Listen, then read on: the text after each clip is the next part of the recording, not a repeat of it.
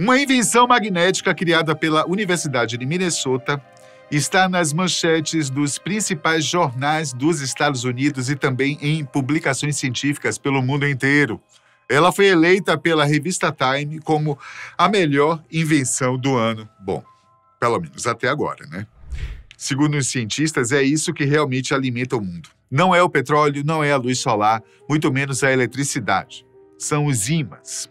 Esse material tem resistência elétrica igual a zero, ou seja, ele pode transportar correntes sem gerar calor. Eles já estão presentes nos fones de ouvido, nos telefones celulares, na geladeira e até nos motores dos carros. Atualmente, sem os ímãs, nada mais funciona. Agora imagine ímãs 10 vezes mais fortes do que qualquer outro que já tenha sido criado. Bom, é isso que a Niron Magnetics afirma ter construído.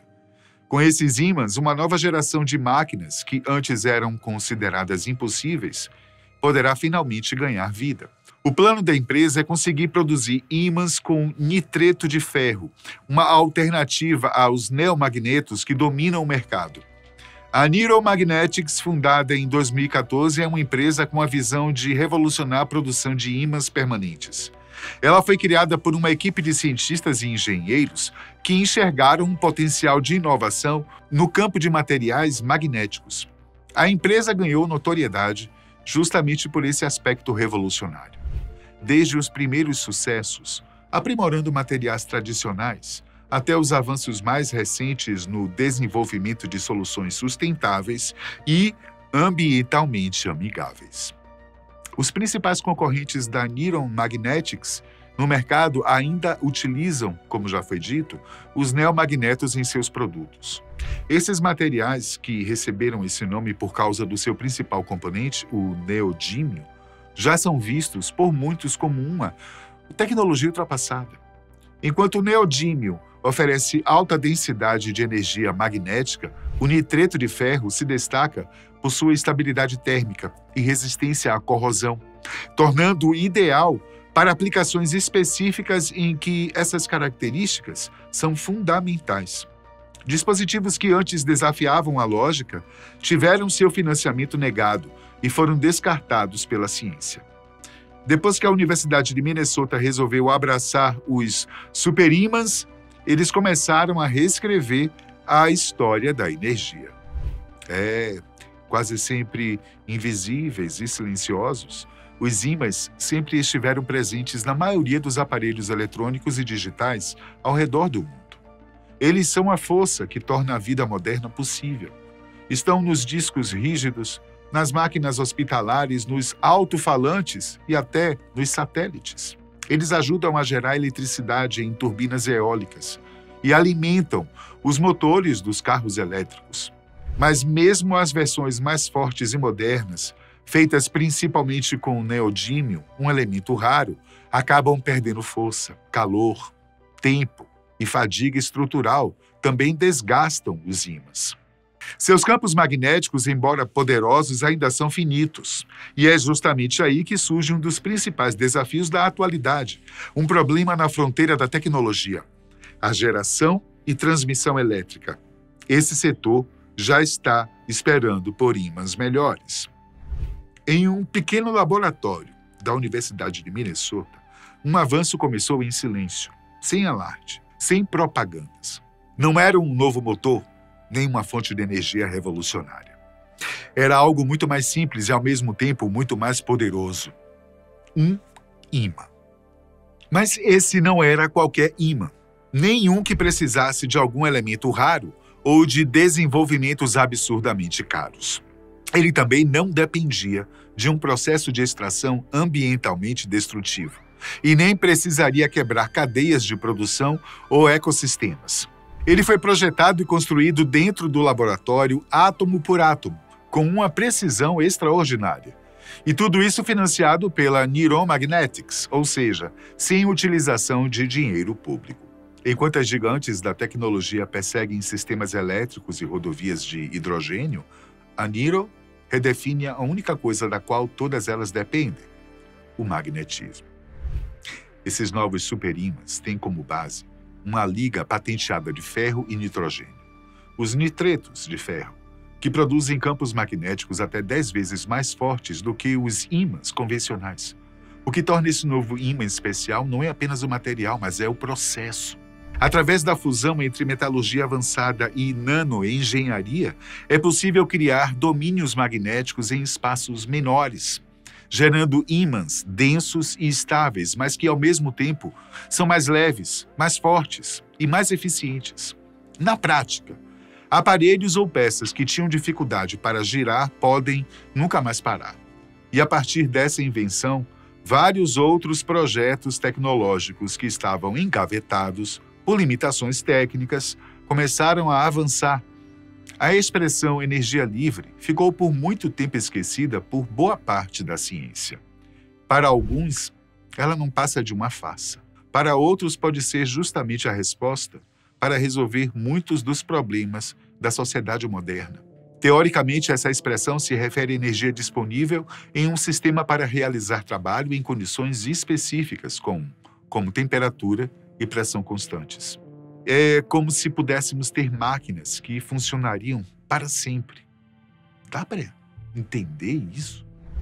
Olha que essa ideia já existe desde o final do século XIX, quando o físico americano Josiah Willard Gibbs desenvolveu esse conceito para avaliar a espontaneidade de um sistema termodinâmico, ou seja, o quanto uma máquina poderia realizar trabalho sem trocar energia com o sistema ou o ambiente. E desde então essa ideia nunca morreu. No século XX ela ressurgiu com grandes nomes como John Keely, Joseph Newman e Howard Johnson, todos tentando extrair energia utilizável de campos magnéticos ou inércia. Suas máquinas giravam, produziam faíscas e algumas até acendiam lâmpadas.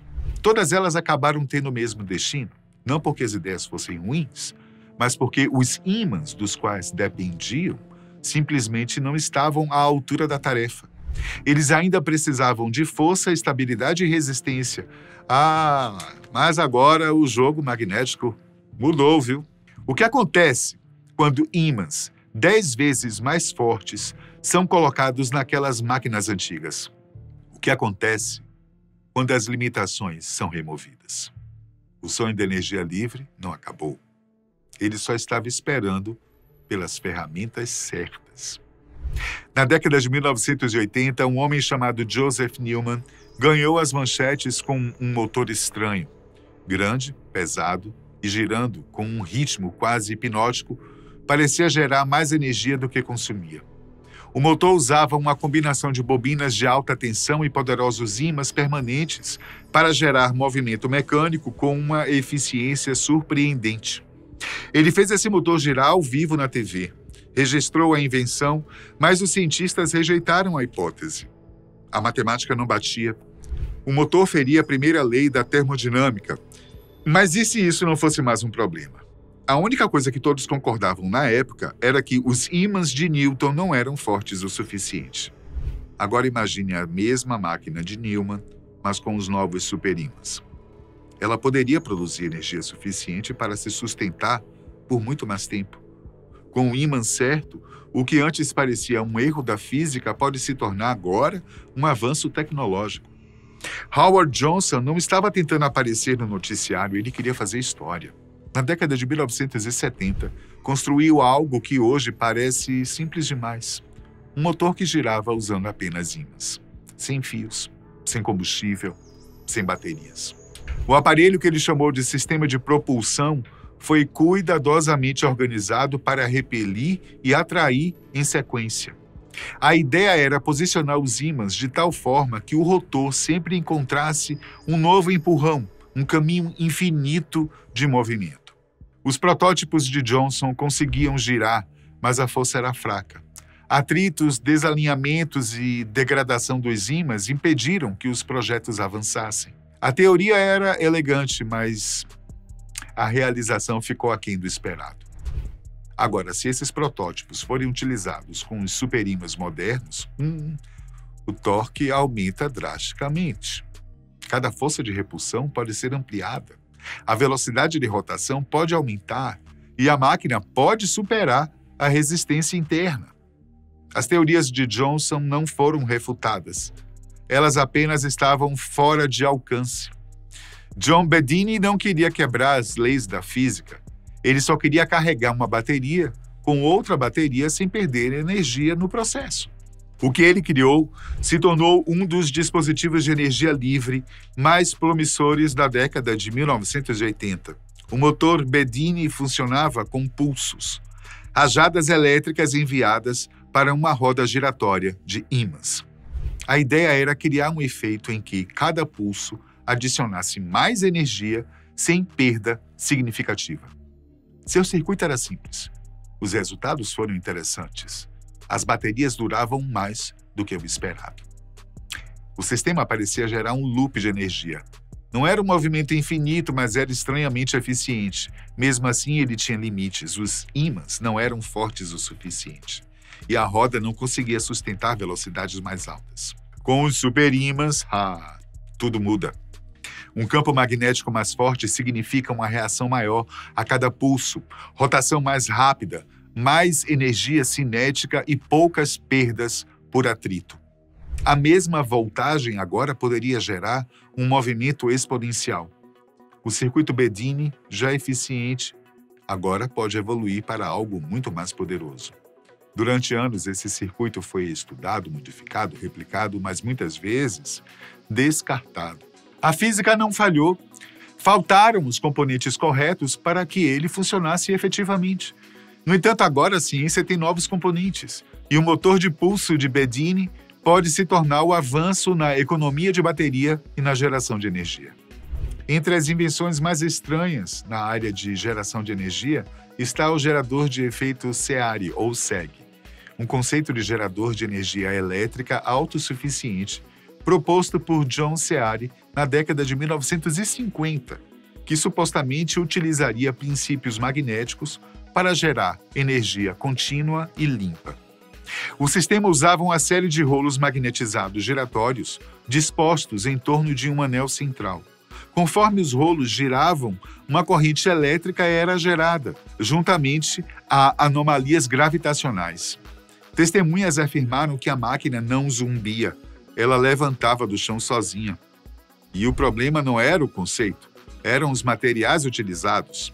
A estabilidade era um pesadelo, os ímãs se degradavam e a rotação oscilava.